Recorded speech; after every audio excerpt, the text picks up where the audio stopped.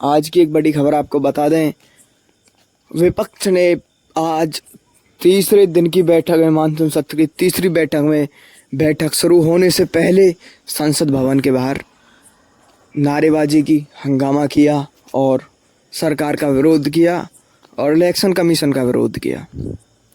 और ये विरोध साफ साफ नज़र आ रहा है कि किस लिए था। आप भी समझ रहे हो, सब समझ रहे हैं। ये विरोध Bihar voter list verification special intensive review को लेकर था। ऐसे विवाद पहले भी विपक्ष द्वारा किए गए हैं। बहुत पहले 2019 में भी विपक्ष ने ये सब कारनामे किए थे। ईवीएम को लेकर भी इन्होंने पहले एक हावड़ हल्ला मचाया था।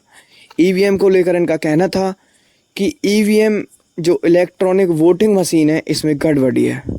बताया था कि अगर आप कहीं भी कोई सा भी बटन दबा दो, या तो आप इनेलो का बटन दबा दो, या कांग्रेस का बटन दबा दो, या फिर जेजेपी का दबा दो, या जेडीयू का दबा दो, या आरजेडी का पार्टी का दबा दो, अन्य कोई पार्टी का जो भी उसमें बटन है, जो वोटिंग मशीन में सेट होते हैं, जैसे ही बटन दबाते हैं तो वोट डल जाती है।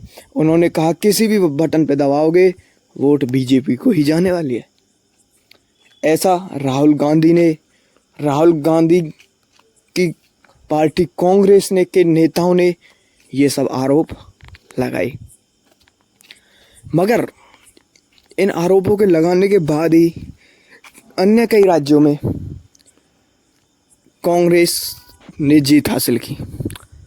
कांग्रेस के जीतने पर फिर लोगों के मन में ये सवाल आया कि अगर वोट बीजेपी को ही जाता है हर बटन दबाते, तो जीत कांग्रेस कैसे गई। कांग्रेस पार्टी ने देश के युवाओं के बीच में, वोटर्स के बीच में ये एक बाधा उत्पन्न कर दी कि क्या सच में इसमें गड़बड़ी है। क्योंकि इस तरीके से ही उन्होंने विवाद किया और इस तरीके से ये विवाद कर रहे हैं अब स्पेशल इंटेंसिव रिव्यू को लेकर।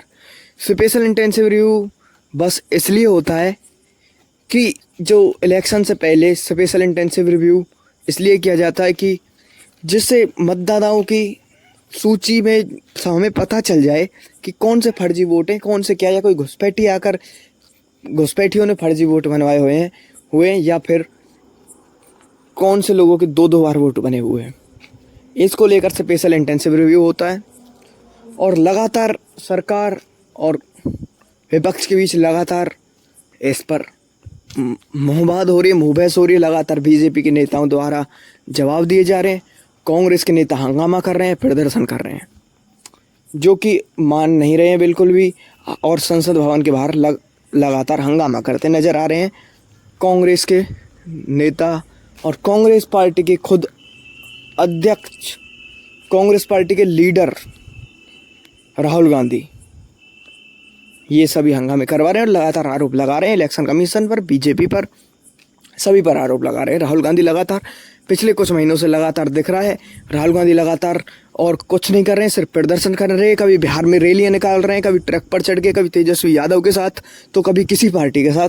इंडिया गठबंधन की जितनी पार्टियां, हर जगह रैली निकाल रहे हैं। कभी दिल्ली में विवाद कर रहे हैं, कभी दिल्ली में संसद भवन के बाहर हंगामा कर रहे हैं, कभी नारेबाजी कर रहे हैं, तो कभी काला गमछा पहनकर विवाद कर रहे हैं, काला गमछा पहनकर नारेबाजी कर रहे हैं, संसद में हंगामा कर रहे हैं। और यहाँ तक कि संसद के दूसरे दिन तो धक्का मुक्की भी देखने को मिली संसद में। Rahul Gandhi, leader of opposition, इसका जो जिम्मेवार है, क्योंकि सरकार के नेता लगातार बातें कर रहे थे, अपने मुद्दे रख रहे थे, मगर कांग्रेस, जिसने संसद भवन से बाहर आकर राहुल गांधी ने यह आरोप लगाया कि उन्हें बोलने नहीं दिया जा रहा। अब बीजेपी के कुछ नेताओं ने बताया कि बोलने तो जब दिया जाए, बोले तो वो तब उनको हंगामा करने से फुर्सत हो। वो हंगामा कर रहे हैं, ना कि कुछ बोल रहे हैं, ना कि अपने मुद्दे रख रहे हैं। पूरे संसद में हंगामा करते हैं, जो कि लगातार 3 दिन इन्होंने ऐसा ही किया। ऐसा बीजेपी के नेताओं ने कहा राहुल गांधी को लेकर। और राहुल गांधी इन प्रदर्शनों के चलते लगातार विवाद में रहते हैं, विवादों में, सुर्खियों में नजर आते हैं। राहुल गांधी कहते हैं कि जो बीजेपी हमसे 60 साल का जवाब मांग रही हैं। उसने पिछले 12-13 सालों में क्या कर दिया जो हमसे पिछले 60 साल का जवाब मांग रही है? ऐसा राहुल गांधी कहते हैं। तो चलिए इस मामले को लेकर हम आपको और जानकारी देते रहेंगे। मिलते हैं एक और नई वीडियो में एक और नई जानकारी के साथ। आपके साथ एनएन न्यूज़। धन्यवाद।